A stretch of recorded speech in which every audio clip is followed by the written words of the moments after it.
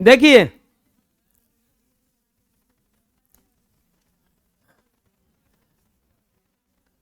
काल्पनिक प्रतिबिंब वस्तु की अपेक्षा हमेशा सीधा होता है। काल्पनिक प्रतिबिंबों को हमेशा टूटी रेखाओं द्वारा या बिंदुओं द्वारा दर्शाया जाता है। काल्पनिक प्रतिबिंब किरणों को बढ़ाने से बनता। अब आता है काल्पनिक प्रतिबिंब वास्तविक प्रतिबिंब में अंतर। देखो अंतर बहुत आसान है। पहला क्या अंतर है कि ये वास्तविक प्रतिबिंब जो है, इधर लिख देंगे वास्तविक और इधर लिख देंगे काल्पनिक। आप ही लोग बता दोगे। देखो ना, देखो आप लोगों में पावर, शक्ति, याददाश्त बहुत ज्यादा है। बच्चों में एनर्जी बहुत ज्यादा रहता है, समझ में आ रहा है ना। थिंकिंग पावर बहुत ज्यादा रहता है। देखे होंगे छोटा छोटा बच्चा जल्दी थकता ही नहीं है, कूदता रहता है हमेशा।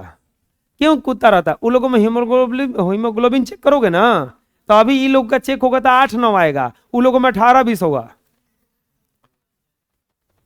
बचपन बता रहे हैं हम, 18-20 प्लेटलेट चेक होगा ना, अभी तो 1,20,000 1,30,000 सबका आएगा लगभग। चाहे 50,000 आ सकता है, 2 लाख आ सकता है। उन लोगों में सीधे 3-3.5 लाख रहता है। WBC देखो तो 10,000 आ जाए तो बढ़िया है। उन लोगों में WBC पता है 30-35,000 होता, तुम लोगों में भी ज्यादा आएगा। तो आप लोगों में भी पावर है, बस वो क्या बात है ना, वो मनुष्य बंदर का जाति होता है। अब बंदर में देखो हनुमान जी अपना शक्ति भूल जाते थे, वैसे ही आप लोग भी अपना क्या करते हैं, शक्ति भूल जाते हैं। तो फिर एक जमवंत का जरूरत पड़ता है जो उनको बताए कि नहीं तुम कर सकते हो। वो होता है ना, वो हनुमान जी सागर के तट पे जाके बैठ गए थे कि सागर कौन पार करेगा। पता चल गया कि सीता सागर के उस पर लंका में है। अब बीच में कोची है, 100 योजन दूर एक सागर है जिसको पार करना है। सब कोई बैठा हुआ है, हनुमान जी किनारे जाके बैठे हुए हैं, उनको पता नहीं चल रहा कि हम पार कर सकते हैं। तब सब मिलकर जगाया उनको, कहा जागो। वैसे हम जगा रहे हैं आप लोगों को, जागो। बुझा रहा है ना। अब देखो, जब इनको जगाया गया, ये गए मार्केट में जाके चले आए अकेले, ओकर पूरा लंका जरा दिए। तो आप लोग भी कहीं जग गए,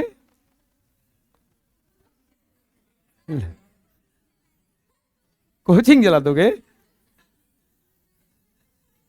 गलत मोटिवेशन जा रहा है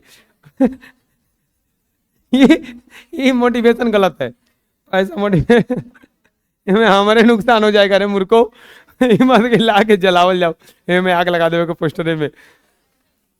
मूर्ख लड़का आएगा। हम पढ़ने के लिए बोल रहे हैं कि हम जगा रहे हैं, पढ़ने के लिए, हम लंका में जाने के लिए नहीं जगा रहे हैं तो लोग को।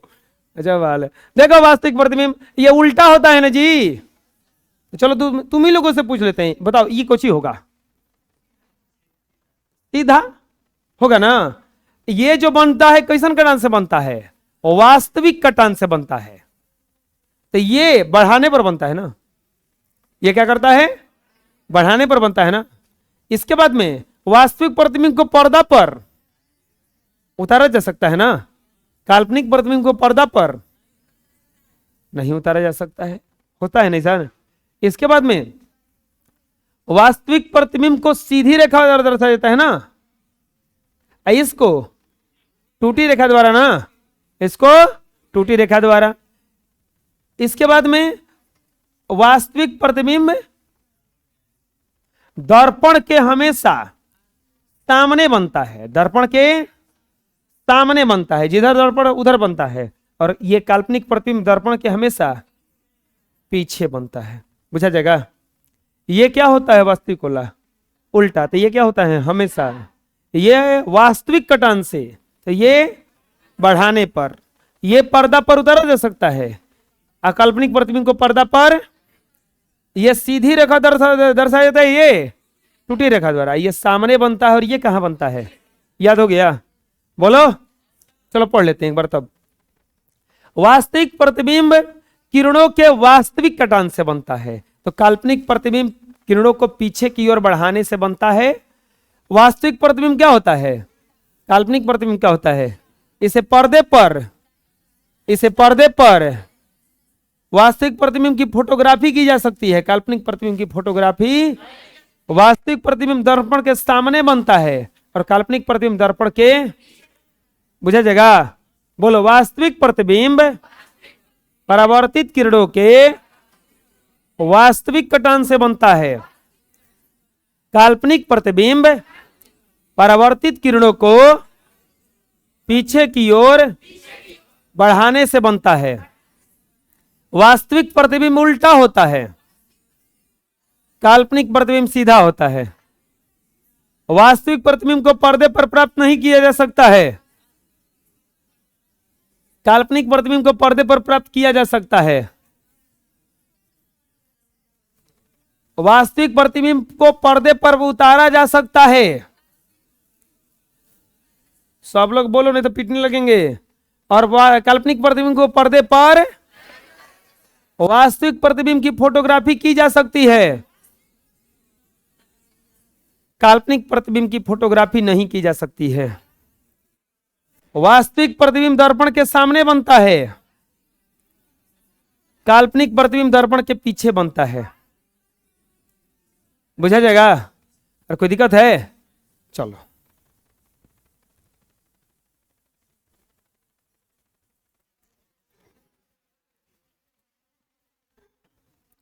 अगला आता है प्रतिबिंब का विपरिवर्तन एवं प्रतिबिंब का पार्श्व विपरिवर्तन। प्रतिबिंब का विपरिवर्तन और प्रतिबिंब का पार्श्व विपरिवर्तन। समझो, अब प्रतिबिंब का विपरिवर्तन है और प्रतिबिंब।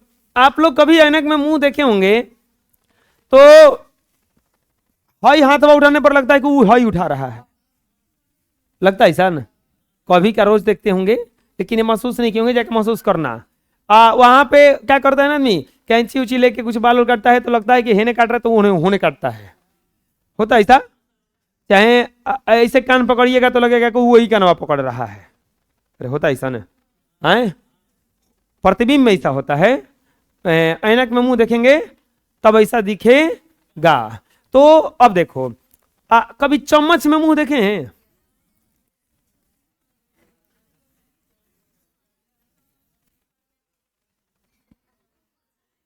कभी चम्मच में मुंह देखे हैं? उल्टा लगता है। क्या लगता है?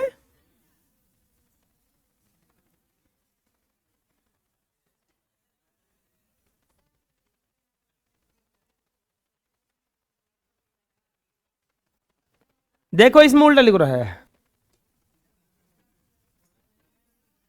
तू लोग देखो आगे, देखो जी। अरे देखो देखो देखो जी, देख लग रहा उल्टा जी। लग रहेगा। हाँ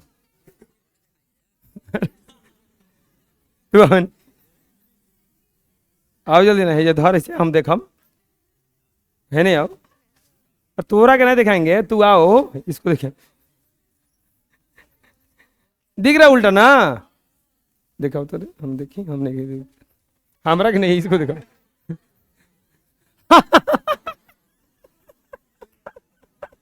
अरे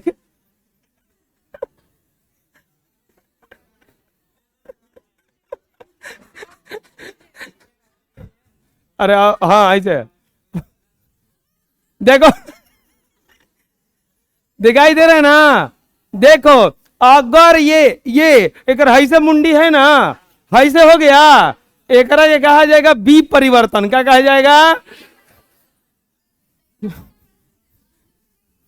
तो लोग नहीं दिखा तो कौन दिखेगा? देखो दिख रहा है? अरे दिखाई दे रहा है? हाँ अब सच में दिख रहा है जी, आराम से बढ़िया से देखोगे तो अब बहुत बड़ा दिख रहा होगा। इतना मुंह दिखाई दे रहा है। प्रतिबिंब का क्या कर, देखो अगर कोई प्रतिबिंब ऐसे हो और साफा ऐसे दिखाई देने लगे तो ये है बी परिवर्तन। अब पार्श्व बी परिवर्तन क्या है? अगर कोई प्रतिबिंब ऐसे हो ऐसे दिखाई देने लगे, इधर का बायां का दायां और दायां का बायां, तो इसको कहा जाएगा पार्श्व बी परिवर्तन। कौन सा परिवर्तन? अगर क्षैतिजता पलट जाए 180 डिग्री पर घूम जाए, क्षैतिजता 180। अब ये जैसे इसका मुंह देखा गया, दिख रहा है? नहीं दिख रहा है? दिख रहा है ना? तो ये क्षैतिज तो घूम गया ना, तो इसको कौन सा परिवर्तन कहा जाएगा? बी परिवर्तन। कौन सा? अगर ये देखो हम दिखाई दे रहे हैं इसमें, तो यहां पे जो देखो ये असली में मेरा एने है, तो ये उल्टा हो गया है, नहीं ये असली में हेने है, और होने से देखोगे तो लगेगा कि इस तरफ है। तो ये जैसे ये देखो ऐसे ऐसे दिखा रहे ना, ये एने है, लेकिन लग रहा है कि उल्टा हो गया है ना, उस तरफ जाकर के वो सामने हो गया, ऐसे हो गया है उस तरफ जाकर के, अरे हो गया है ना ऐसे। ये अंगूठा जो था हेने था, होने से देखोगे तो लग रहा है कि इधर उल्टा हो गया, ऐसे हो गया है। तो इसको कहा जाएगा पार्श्व विपरिवर्तन। कौन सा परिवर्तन? पार्श्व विपरिवर्तन। समझ में आ जाएगा? अगर क्षैतिजता घूम जाएगा सीधा उल्टा, तो कौन सा परिवर्तन कहा जाएगा? बी परिवर्तन। और उदग्रता अगर उल्टा हो जाएगा, घूम जाएगा ऐसे, तो कौन सा कहलाएगा? वह घटना जिसके कारण वस्तु का प्रतिबिंब क्षैतिज अक्ष के परितः 180 डिग्री के कोण पर घूम जाता है, तो फलस्वरूप वस्तु का ऊपरी भाग का प्रतिबिंब निचले भाग में और निचले भाग का प्रतिबिंब ऊपरी भाग में दिखाई पड़ने लगता है, तब उसे प्रतिबिंब का बी परिवर्तन कहा जाता है। क्या कहा जाता है? बी परिवर्तन। देखो यहां पे था, ये कहां चला आया? नीचे चला आया। ये ऊपर वाला है, नीचे का पोर्शन था, कहां चला गया? इस प्रतिबिंब में ऊपर। जैसे इसका मुंडी दिखाया गया, देखो तो ये जो इसका गर्दन है, ये जो इसका गर्दन है, अरे तू खड़ा हो जाओ, खड़ा हो जाओ, हाँ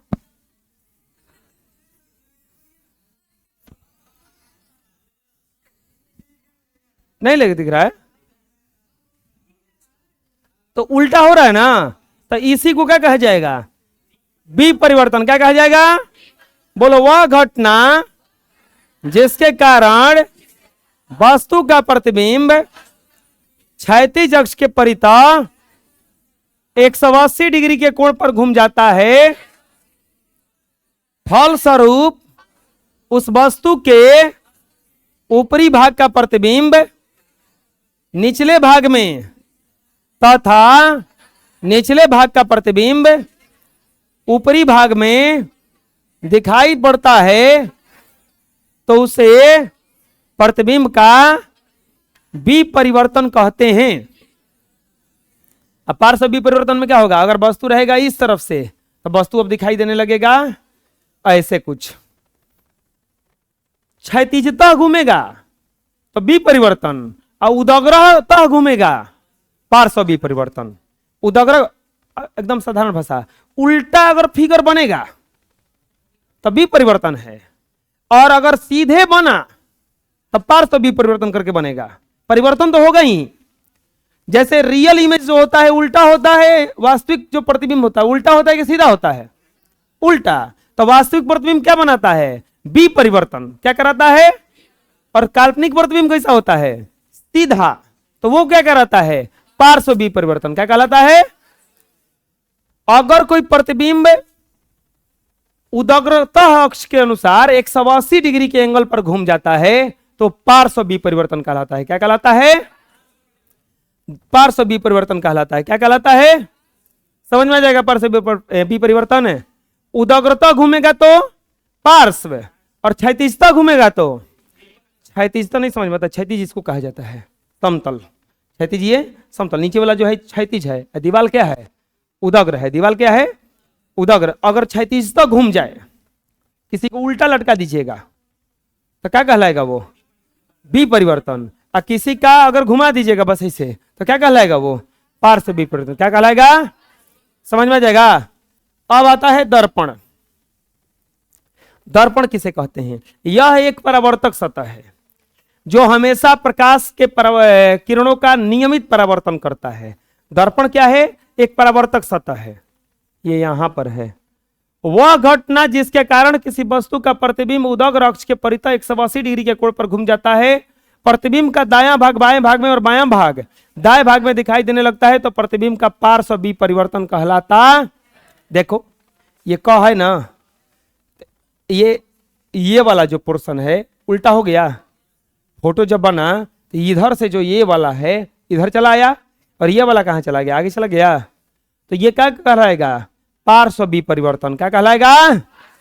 बोलो, वह घटना जिसके कारण किसी वस्तु का प्रतिबिंब उदग्र अक्ष के परितः 180 डिग्री के कोण पर घूम जाता है, फलस्वरूप प्रतिबिंब का दायां भाग बाएं भाग में एवं बायां भाग दाएं भाग में दिखता है, तो प्रतिबिंब का पार्श्व विपरिवर्तन कहलाता है।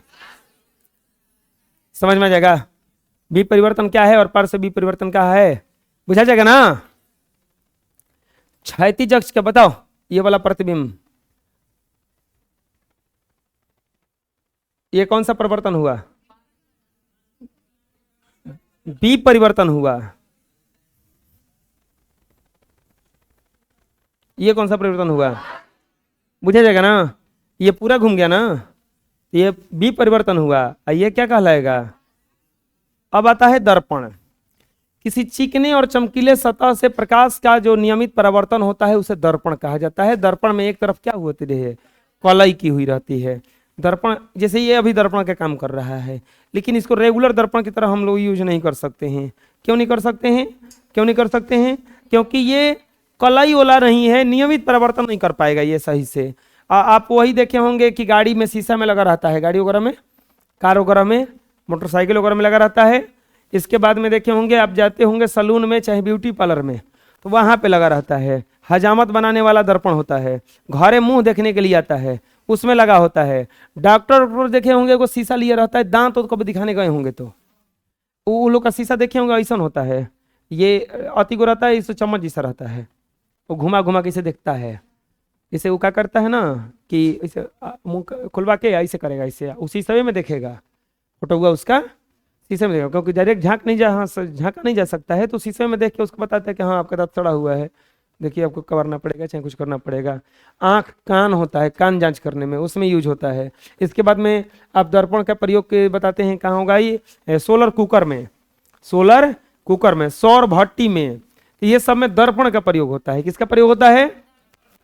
दर्पण क्या है? चिकने और चमकीले सतह से प्रकाश का नियमित परावर्तन करता है, उसे दर्पण कहा जाता है। दर्पण में एक तरफ कलई की हुई रहती है, दर्पण में एक तरफ कलई की हुई रहता है। दर्पण का आता है प्रकार।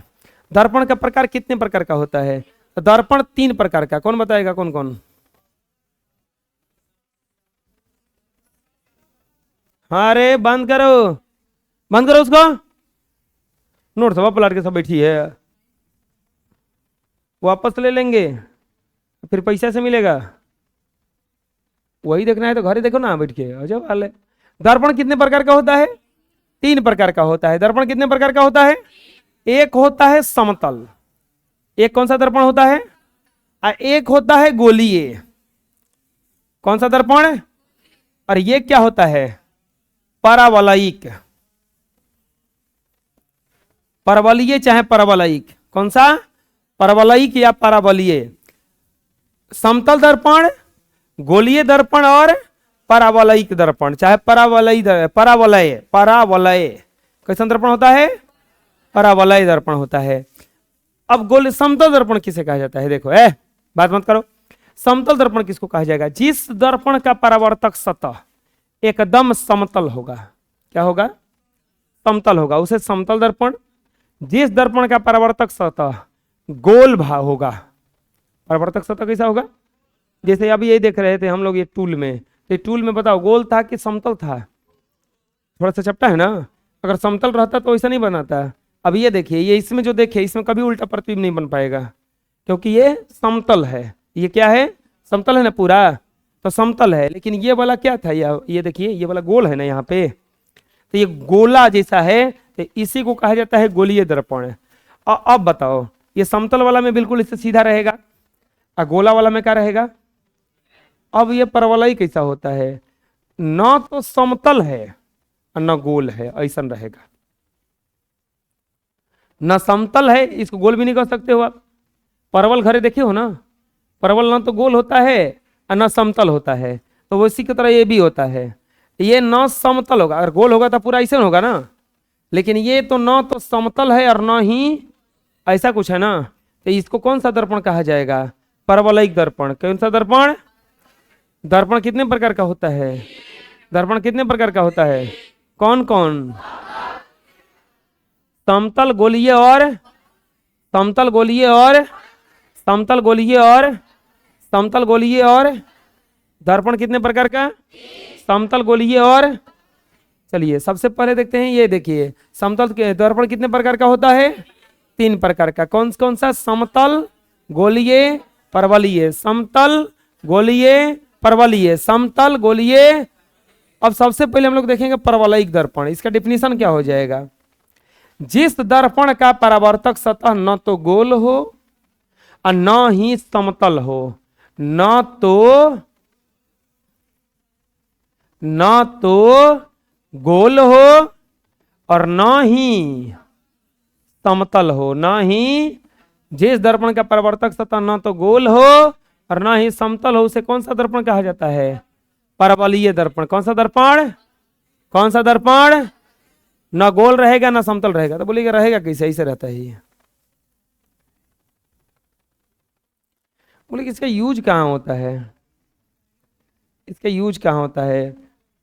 देखिए ऐसे तो जो गाड़ी का हेडलाइट रहता है, ये कोई भी ट्रक का, कार का, मोटरसाइकिल का, देखे होंगे उसमें एक गोल सा कटोरी रहता है उसमें, और उसी के अंदर देखे होंगे बल्ब रखा हुआ रहता है, ऐसा कुछ रहता है। देखिए ऐसे रखा रहता है, बल्ब ही रखा रहता है, वजह से जलता है तो ये सब प्रकाश बटोर के आगे फेंकता है। कभी इसको हटाओगे ना, अगर हटाओगे तो प्रकाश छितरा जाएगा चारों तरफ। चाहे घरे टॉर्च वॉर्च देखे हैं, खोले हैं कभी के तो गोल निकलता है उसमें से वो चमकीला।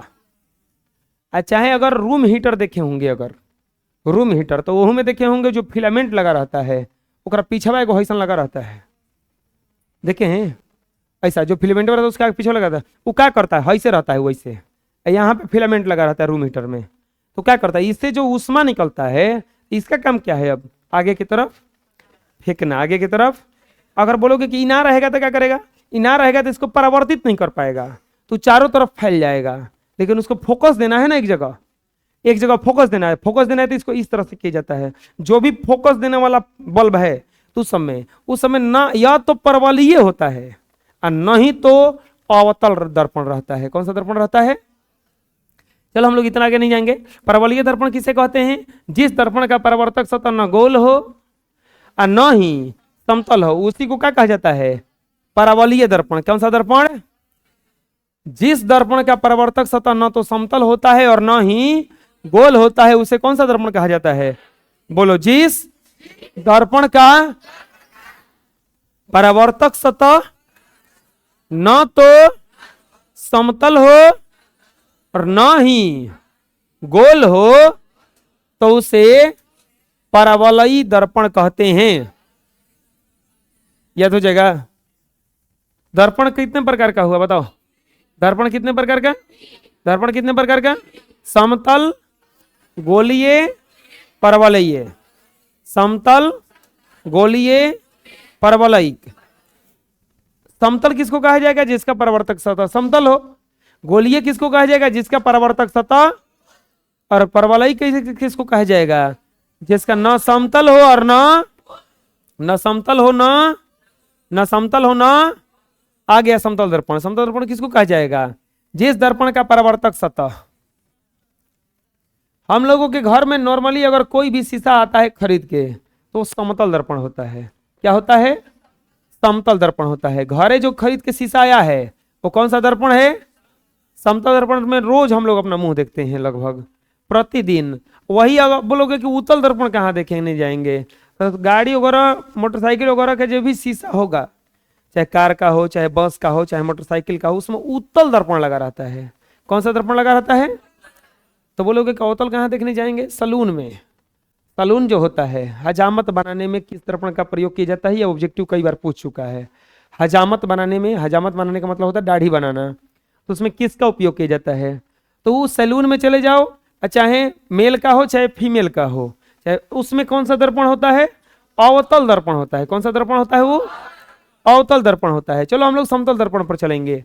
जिस दर्पण का परावर्तक सतह सीधा हो, समतल हो, जैसे बोर्ड को देखा जाएगा, कौन सा दर्पण में आएगा ये? समतल। ये बिल्कुल सीधा है ना। अगर न गोल रहता और न समतल रहता तो किसमें चला जाता? परवलयिक में। किसमें चल जाता? किसमें? अगर समतल हो और गोल हो, समतल हो तो समतल दर्पण, समतल हो तो समतल दर्पण, समतल हो तो समतल दर्पण। जिस दर्पण का परावर्तक सतह समतल होता है उसे कौन सा दर्पण कहते हैं?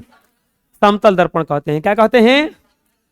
दर्पण कभी भी बनाइएगा तो हम लोग उसमें कलई ऐसे करेंगे, देखो, अरे समझ में, जो भी कलई करना रहेगा हम इस तरह से इसको कलई करेंगे, ऐसे खींच के। देखो अब ये दर्पण बनाना था तो हम क्या किए थे? ऐसे किए थे ना, उधर नहीं निकालेंगे, इस तरफ कलई। ऐसा जब होगा तो इसका मतलब कलई किया हुआ है, इसका कलई बाहर बाहर किया हुआ है। और बोले क्या कि कलई क्या हम लोग इसी तरफ कर सकते हैं? हेने नहीं कर सकते हैं, बिल्कुल कर सकते हैं। कहीं एक तरफ करना, ये नहीं कि दोनों तरफ पेंट मार देना, तो फिर कहूँ से दिखाई भी नहीं करेगा, वो पूछा जाएगा ना। तो एक तरफ कलई किया रहता है। क्या किया रहता है? जिस दर्पण का परावर्तक सतह समतल होता है, बोलो, जिस दर्पण का परावर्तक सतह समतल होता है उसे समतल दर्पण कहते हैं। अब आता है समतल दर्पण की विशेषता। समतल दर्पण की, समतल दर्पण काहे खरीद खरीद के घरे आता है बताइए? अब कोई मुंह देखने के लिए बहुत बढ़िया, लेकिन विशेषता क्या है? उत्तल काहे नहीं खरीद के ला देता है आदमी? अवतल काहे नहीं ला देता है खरीद के? क्यों? उत्तल में बदल जाता है। अगर काला रहेंगे तो काले दिखेंगे, गोरा रहेंगे तो गोरे दिखेंगे, छोटा रहेंगे तो छोटे दिखेंगे, जैसा होता है वैसे नहीं। देखो समतल का विशेषता क्या है? सबसे पहला कि इसमें जितना बड़ा वस्तु, जितना बड़ा उतना ही बड़ा प्रतिबिंब बनता है। जितना बड़ा वस्तु उतना ही बड़ा प्रतिबिंब। सबसे पहले इसमें क्या होता है कि वस्तु की ऊंचाई और प्रतिबिंब की ऊंचाई बिल्कुल क्या रहती है? दूसरा चीज इसका खासियत क्या है कि जितना दूर वस्तु, जितना दूर वस्तु और उतना ही दूर क्या बनता है? प्रतिबिंब। उतना ही दूर प्रतिबिंब। अगर हम दर्पण के सामने, समतल दर्पण के सामने 5 फीट पे खड़े हैं तो प्रतिबिंब वो हमारा कितना दूर खड़ा होगा? जाके 5 फीट पे। कितना बड़ा, कितना दूर होगा? 5 फीट। अगर हम 8 फीट पे खड़े हैं तो हमारा प्रतिबिंब भी कितना दूर चला जाएगा? जितने बड़े हम हैं उतना बड़ा फिगर भी बनेगा उसमें। जितना बड़ा, यानी कि वस्तु का आकार और प्रतिबिंब का आकार क्या होता है समतल दर्पण में? बराबर। जितना दूर वस्तु उतना ही दूर उसमें प्रतिबिंब बनता है। तीसरा खासियत क्या है? यह हमेशा सीधा प्रतिबिंब बनाता है। हमेशा सीधा प्रतिबिंब बनाता है। हमेशा सीधा प्रतिबिंब बनाता। इसमें जो बनता है प्रतिबिंब वो हमेशा क्या रहता है? सीधा रहता है। हमेशा क्या रहता है? सीधा रहता है। इसमें जो प्रतिबिंब बनता है वो हमेशा क्या रहता है? सीधा। अगर अवतल दर्पण ला देंगे तो कभी कभी उल्टा प्रतिबिंब बना देता है वो। कभी कभी क्या करेगा? अभी देखिए, अभी हम दिखा रहे हैं आप लोगों को। देखिए इसका, देखिए सीधा प्रतिबिंब बना होगा। बना है? सीधा बना है ना? नहीं बना है। अब देखो बन गया उल्टा। दिख रहा जी?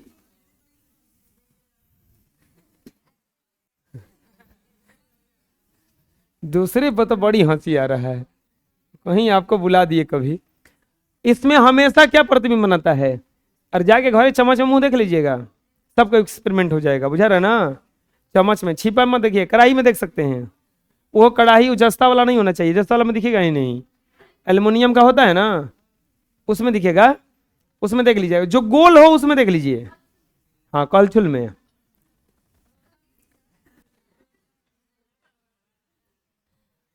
चुप रहो आप।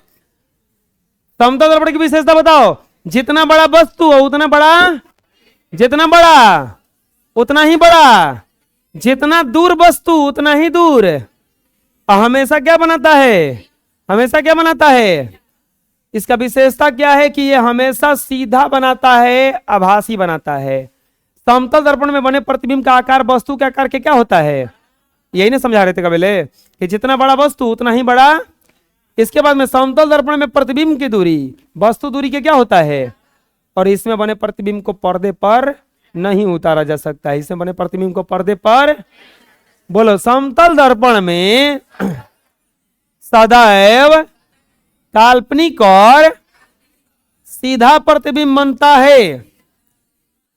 समतल दर्पण में बने प्रतिबिंब का आकार वस्तु के आकार के बराबर होता है। समतल दर्पण में बने प्रतिबिंब की दूरी वस्तु के दूरी के बराबर होता है। इसमें बने प्रतिबिंब को पर्दे पर नहीं उतारा जा सकता है। समझ में आ जाएगा। विशेषता क्या क्या है, हमेशा कैसा बनाएगा, काल्पनिक और काल्पनिक और काल्पनिक और इसका प्रतिबिंब जो आकार होगा वस्तु के आकार के क्या होगा, वस्तु के आकार के क्या होगा, और इसमें जो बनेगा प्रतिबिंब उसका दूरी वस्तु के दूरी के क्या होगा। अगर आप उतना दूर खड़े हैं तो प्रतिबिंब वो कितना दूर खड़ा हो जाएगा, उतने दूर खड़ा हो जाएगा। समझ में आ रहा है ना, बुझा गया। और इसके बने प्रतिबिंब को पर्दे पर, एक न्यूमेरिकल क्वेश्चन इसमें है, एक न्यूमेरिकल क्वेश्चन है कि एक समतल दर्पण के सामने, एक समतल दर्पण के सामने 15 सेंटीमीटर की दूरी पर 10 सेंटीमीटर ऊंची एक वस्तु रखी गई है। समतल दर्पण द्वारा बने प्रतिबिंब की प्रकृति, बिंब का आकार तथा प्रतिबिंब का स्थान ज्ञात करें।